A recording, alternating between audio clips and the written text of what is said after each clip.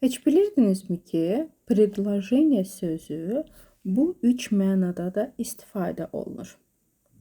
Sübut üçün gəlin cümlələr gətirək. Məsələn, birinci mənası cümlə kimi tərcümə olunur.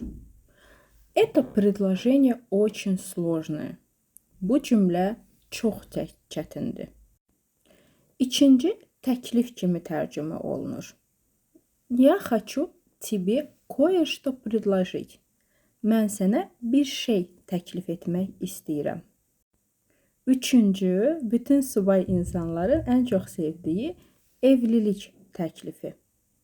Məsələn, он ей сделал предложение. O ona evlilik təklifi etdi. Əzizlərim, sərbəst kursa getmədən, müəllim yanına getmədən özün 5 aya rus dilində B1-dən, 0-dan B1, B2 səviyyəsinə kimi qalxa bilərsən. Özün, bəli, düz eşitdin. Sadəcə aşağıdakı məlumatı oxu. Həmən nömrə ilə ekran üstündə gördüyünüz nömrə ilə əlaqə saxlayın. Mənim metodikamı əldə edin və gözəl şəkildə necə Azərbaycan dilində cümlələr istifadə edirsən, artıq həmən cümlələr sən rus dilində də sərbəst istifadə edə biləcəksən.